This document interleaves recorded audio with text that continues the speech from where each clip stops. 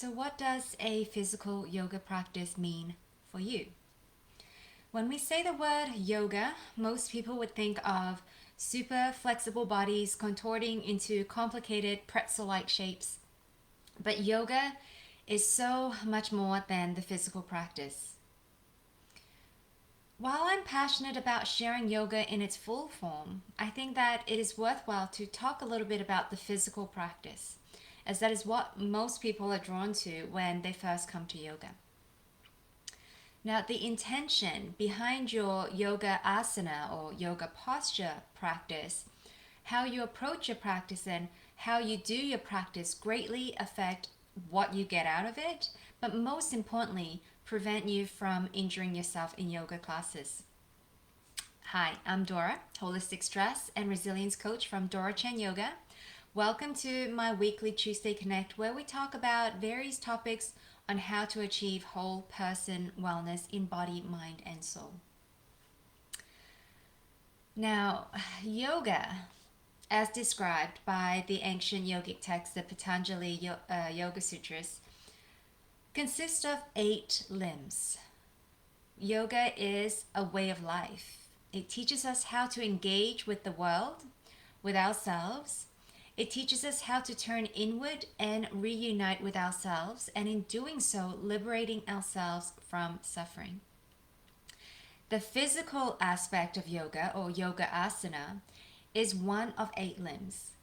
And yet, this is what most people understand when we talk about yoga. And today, that is also what we're going to be talking about, or what we'll be focusing on. But I just wanted to make sure that it is clear that the yoga asanas is just one piece of the puzzle in the practice of yoga. As a yoga teacher, I often see people take a yoga class as they would a fitness class. And now I understand that everyone is on their own journey and not everyone is seeking a spiritual practice.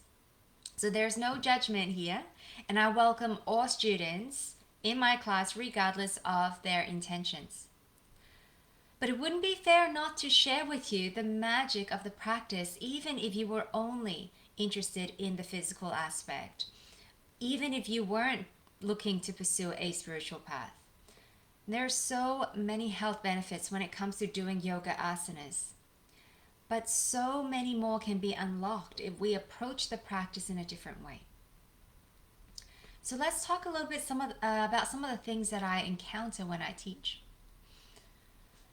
Now, one thing is that yoga is not a competition.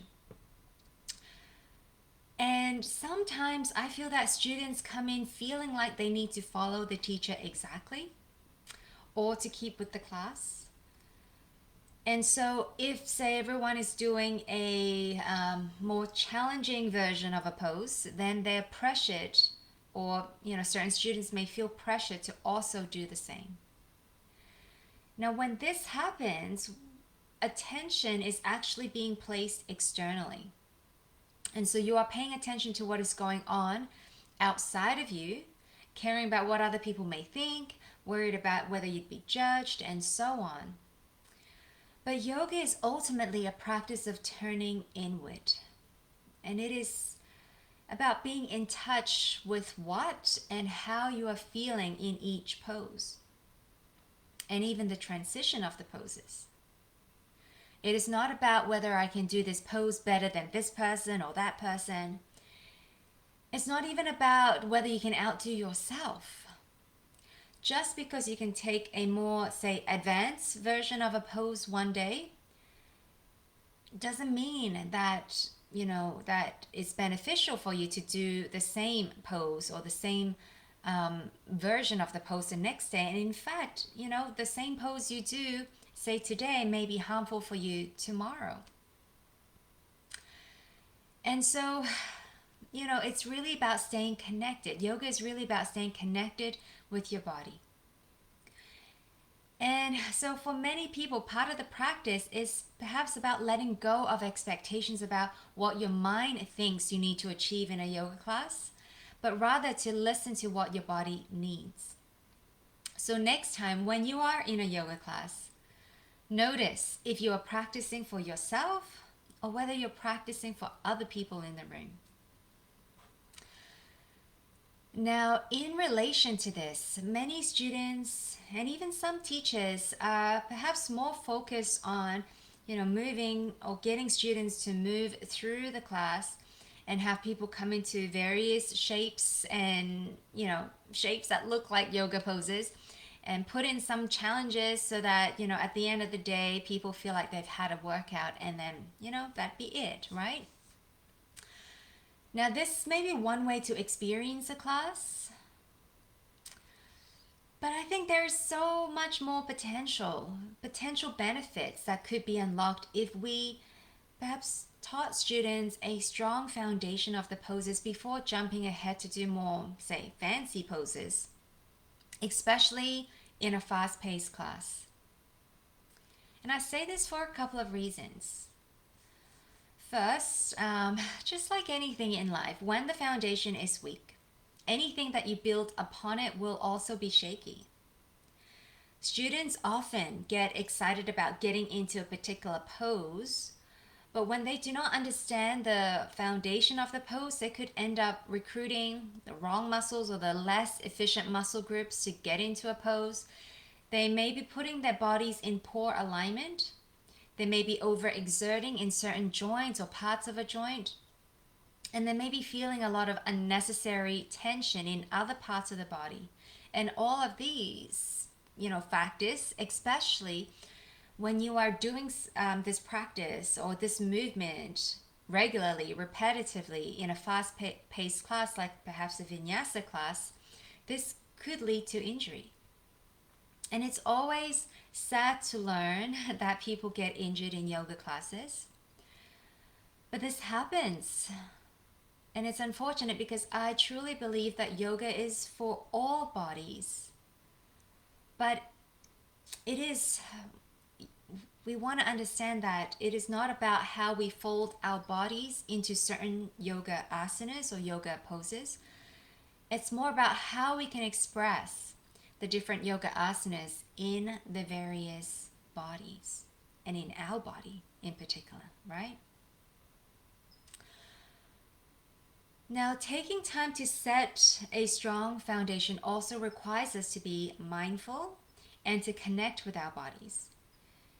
And yoga is really more about how you feel in a particular pose, not so much how you look in a pose, because we are all created differently. Some of us may be very flexible and others might be a little bit more rigid, but even that is, that's not the end of the story. No one is just ever really flexible as a whole. Maybe some, but rarely.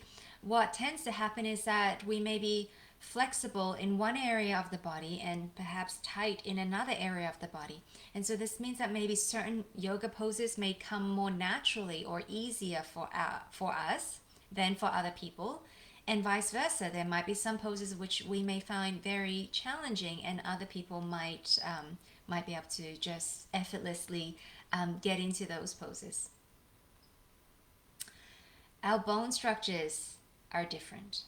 There may be some poses that you will never find the full expression of. And this may have nothing to do with whether you're strong enough or flexible enough. It may just be that your skeletal structure does not allow you to get into that particular pose in its full expression. The physical practice of yoga can help us to get more attuned with ourselves, and it's also a great place for us to practice non-judgment and self-compassion. So see whether next time you're in a yoga class, notice when you are perhaps judging yourself or being critical of yourself. And notice whether you can, perhaps once you recognize that it's a little bit easier for us to let go of that judgment of not getting into a certain pose today, and understand that perhaps if you gradually work on it, be consistent with it, and over time eventually you might get into that pose, or maybe never. and both is perfectly okay. Now, yoga can help us to improve our quality of life. It helps us to stay functionally active in the everyday movement or physical movements that we need, in our daily lives. And it could also help us to manage chronic pain. But if we are doing poses incorrectly, we can end up with all sorts of problems later on. Bad habits die hard. And it is very important that if yoga is going to be a regular part of your life or your practice, that you are performing the poses in a way that is most supportive of your body, especially your joints. So I recommend every new student and even experienced students who perhaps haven't had the chance to really learn about the foundations of the poses to go to a foundational class or a beginner's class and get the basics, get the foundations right. And it doesn't have to be every single pose. And in fact, once you know the foundations of, a few poses, you're going to understand that many of the poses will have similar foundations. And it's again, it's that getting in touch with your body and feeling whether you are feeling safe and stable and strong in a pose. And all the nuances that you may not be paying attention to now that could actually make your yoga practice much more enjoyable. And so yeah, going to a foundational class, getting the foundations of some of the basic poses, especially the ones that you're going to do regularly, make sure you have that before advancing, because what you'll find is that if you don't have the foundation and you start to move into the more complex poses, that likely you are putting your body out of proper alignment, and you're likely recruiting perhaps not the most efficient muscles to get into that pose. And so by knowing the foundations, it's actually going to make it easier for you to progress in a healthy way. Now, the last thing that I want to touch on is flexibility. Many people say that they're not willing to try a yoga class because they're not flexible enough. Oh, my connection just got disrupted. So I'll just repeat the last sentence. Many people say that they're not willing to try a yoga class because they're not flexible enough. And other people might come to yoga because they're not flexible enough. So either way, people associate yoga with flexibility.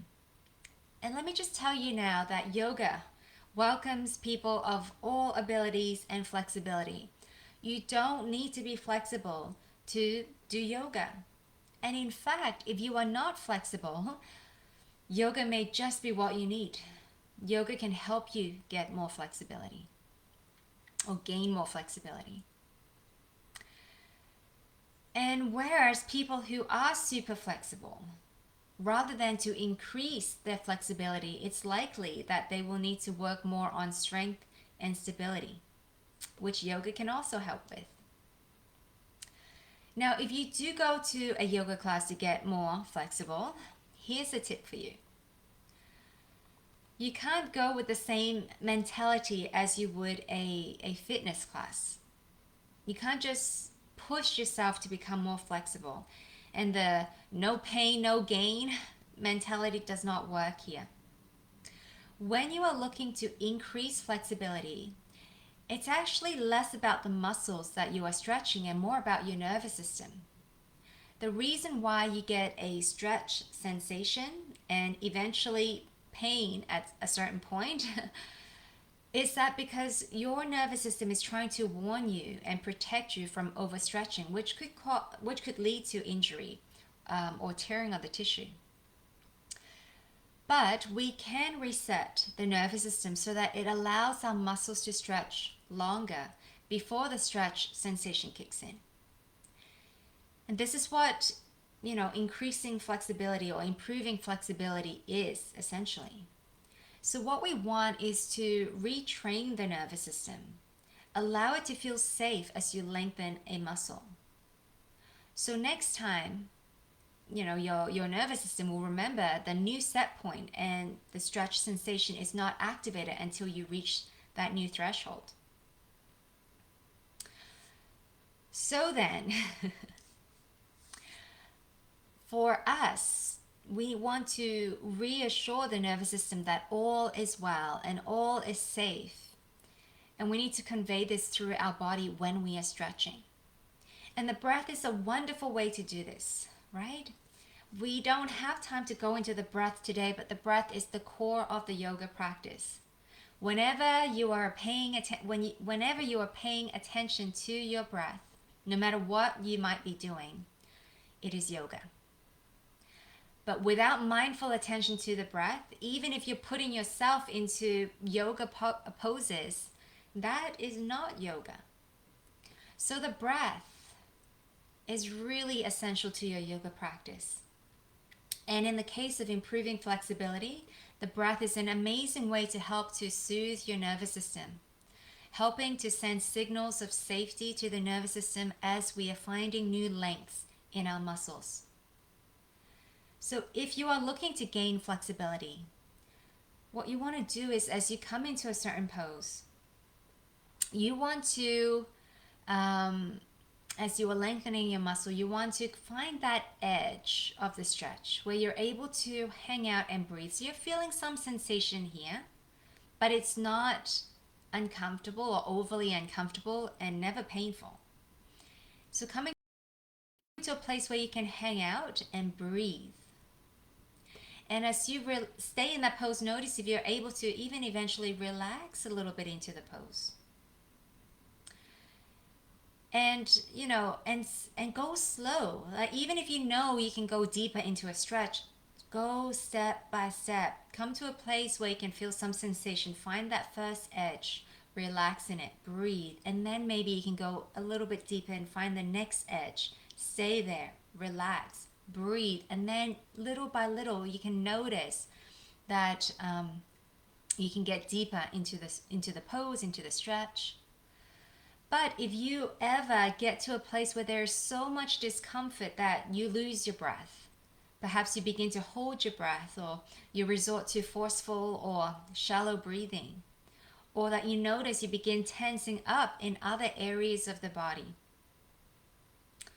then what you are likely doing is that you're putting your body in fight or flight mode. So in fight or flight, it means it's telling your body you're under threat, you're in danger. So you're reinforcing to your nervous system that you are not safe in your body. And so this may actually hinder you from getting more flexible. So the next time you are doing a stretch, doing a yoga pose, find that edge, find that first edge of a pose, play around that edge, stay with your breath. Notice if you can find relaxation in the body, and then slowly progress.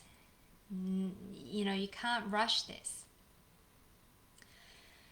So yoga is it's really a journey within. The physical practice of yoga asanas can be an important gateway to ourselves. It teaches us how to integrate our mind, our body, and breath. It teaches us how to listen and communicate with our bodies. It brings us back to the present moment and stills our minds. It teaches us strength, stability, and flexibility, both physically and psychologically, and so much more. So I hope I gave you something to think about, and I hope this sparks your own curiosity within your own yoga practice, your yoga asana practice, and hopefully get curious and notice, start to witness yourself, what you're doing in your next yoga practice. So let me know your thoughts, your feelings, comments, questions. You can drop them all below. If you have more questions, you can DM me, or you can you can DM me to get in touch, or you can book a free consultation with me if you like a little bit more support on your health, personal, or spiritual journey. So I'll drop the booking link in the comments below.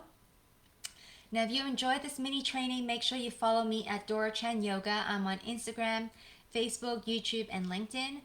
I also have a private Facebook group called DCY Community, Supporting Strong Women Heal from Stress Holistically, where I stream these trainings live in that group, but also send out resources, tips, and tools and special offers in that group. So I'll drop the link in the comments below as well.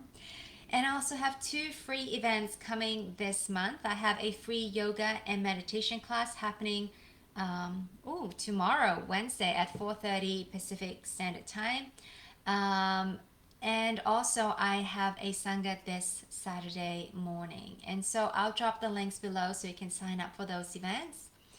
Thank you for joining me, and I look forward to seeing you next time. Take care.